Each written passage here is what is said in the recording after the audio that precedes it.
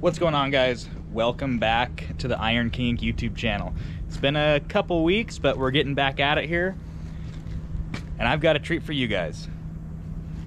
All right, so what we're looking at here is a Caterpillar D9L, which is basically the predecessor to the pretty much world famous D10. This was the one of the very first high drives that Cat came out with back in the day. It's a 1986 model, and we're gonna go ahead and tear this guy down for parts and spares. It's pretty good size. So here's the final drive, and here's my head, and I'm about 6 foot tall. I wanna say this machine's around 140,000 pounds with the blade and with an engine. When it's all complete, it's around 140,000 pounds. Not much left of it, engine-wise. The reason for the failure, they were telling me that it overheated really bad due to a radiator hose popping off. And after that, they tore the engine out of it, sent it back to their machine shop, and just didn't want to fix it because the cost was too expensive. So we're gonna go ahead, take the track frames off of it, take the finals. It still does have a transmission, I believe. Yeah, there's a transmission up inside there still. I don't really want to start walking around this thing a whole bunch.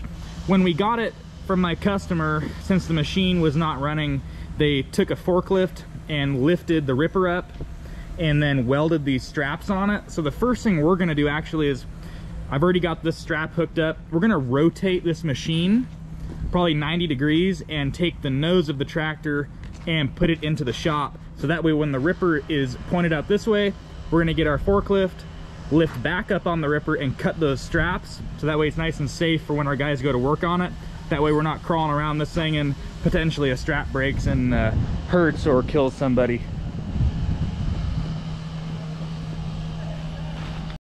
All right, well, first things first, we're gonna go ahead, take our forklift. We already got it hooked up to the ripper on the back of that 9. We're gonna rotate this tractor, get the nose up to the front of the shop. That way we can get that ripper lowered down for the guys. All right, so here's our plan.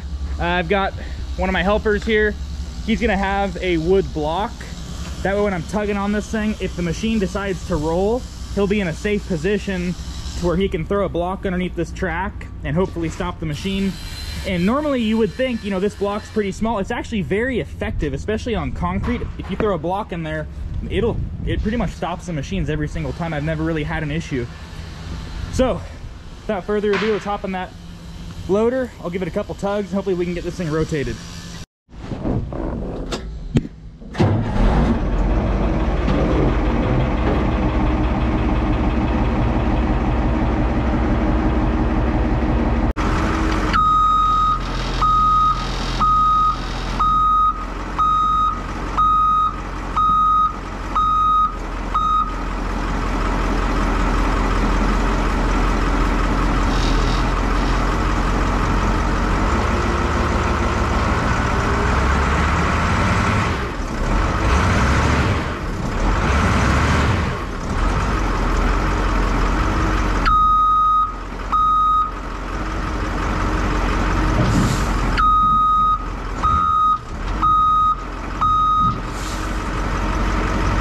Okay, well, we're gonna go ahead and we're gonna re-rig here.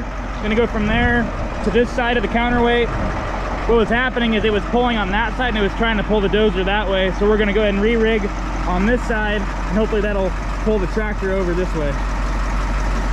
I'm also gonna take this forklift, or I'm gonna reposition over here and move probably 10 feet to this side of the pad. That way I can really pull at this angle instead of pulling it at that angle.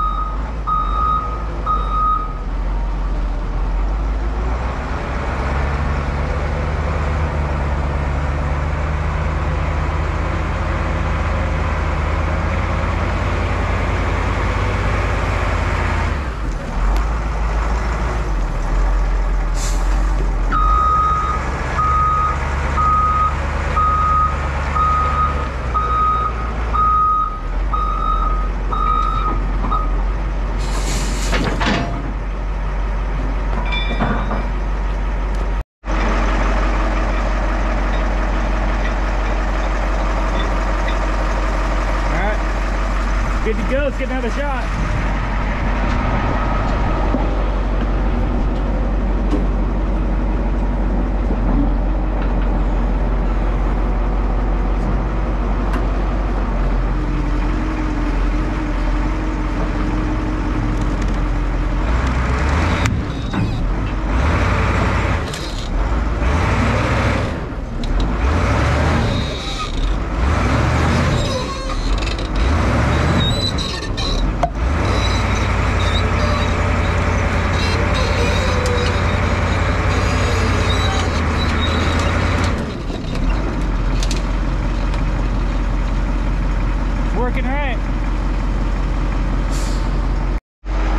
That's working just according to plan. So I'm gonna go ahead, we're gonna re-rig one more time. I'm gonna unhook here, move over right here, probably move that fuel tank out of the way.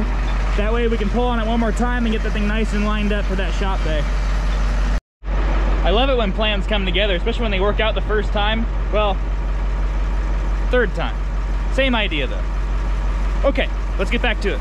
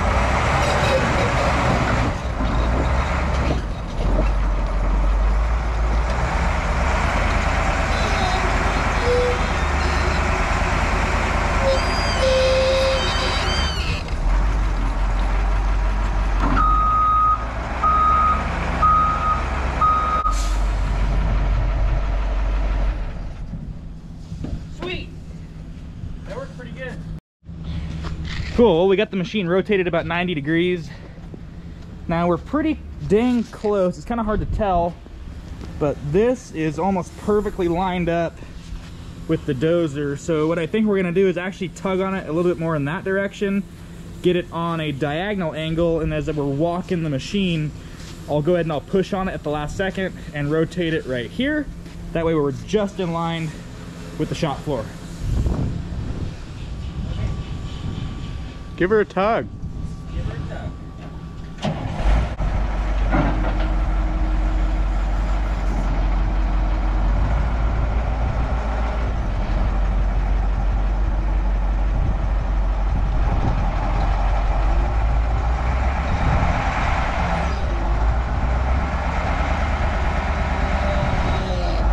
I think. I don't think so. Right there? Let me look.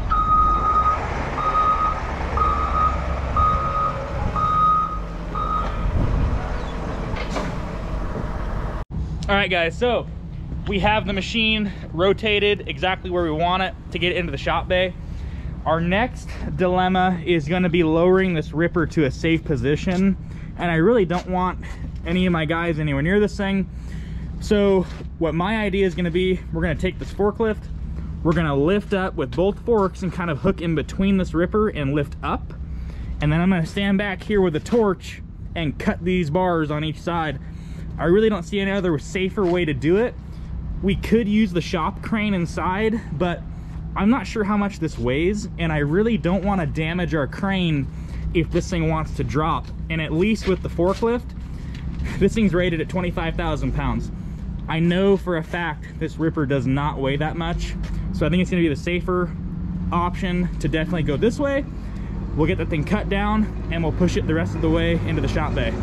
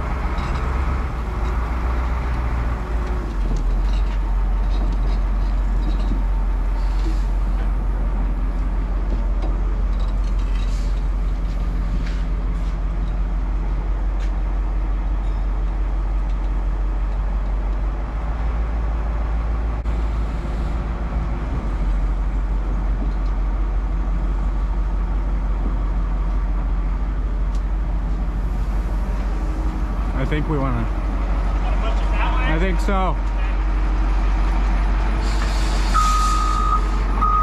What we'll do is, I'll take the forklift, I'll back up, and I'll push on the side of the ripper.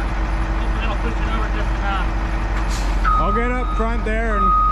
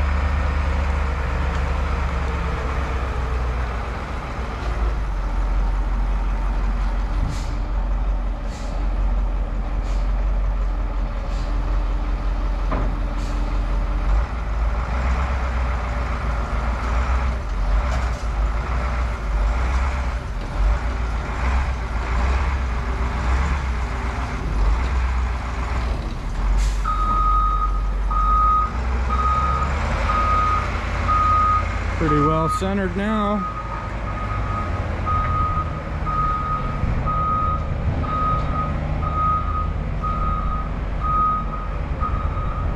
Go ahead and move this ladder.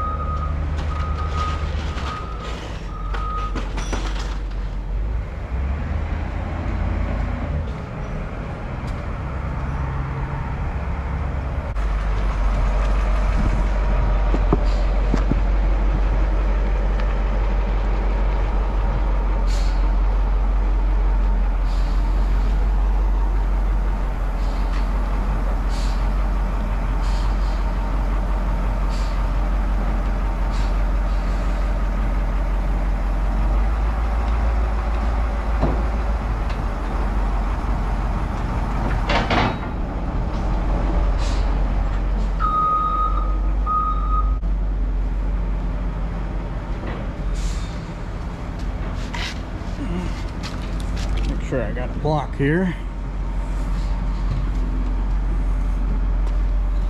Go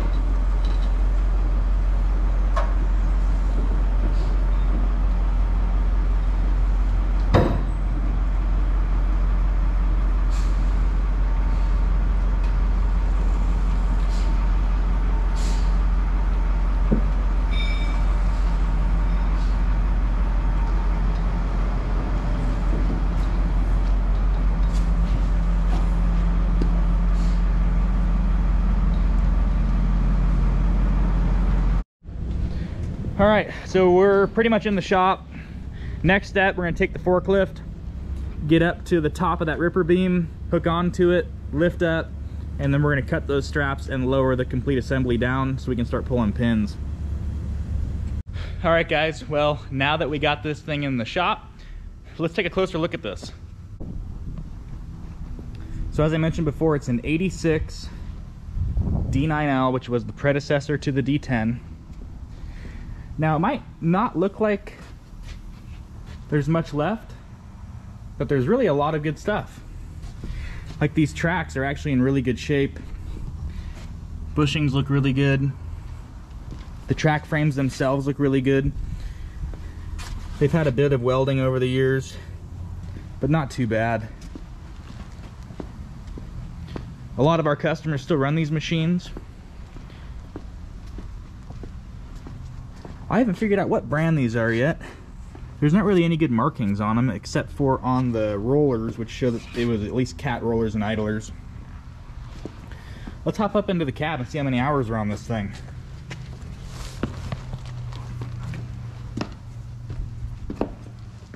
And just to give you guys some perspective, I want to say that's like a 16-foot tall door, and that cab just about touches it. We got about 2 foot.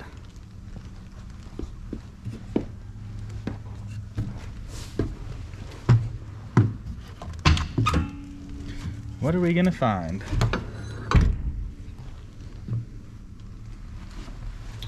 Well, it's not very clean. How many hours are on this meter? Showing 10,000 hours, which I know this thing's got way more than that. Pretty cool. That's what the cab works for. That's the hole where your torque converter would go, which it's missing, but that's part of the engine when you pull it out. And I want to say we do have the parts. They're coming on a separate truck.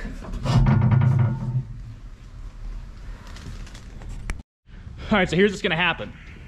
We're gonna make this a 2-part series of the initial bringing the machine in, and in the next video, we're gonna go ahead and tear this thing all the way down to the frame. Now in the next video, I'm also gonna take that ripper down. I feel like that doesn't belong really in this video. This is kind of us putting it into the shop and getting it ready for teardown. So in the next one, we'll go ahead and get that ripper lowered down. So anyway guys, if you enjoyed this video, please leave a like. If you have any questions, leave a comment. And don't forget to subscribe to my channel. And I'll see you guys in the next video.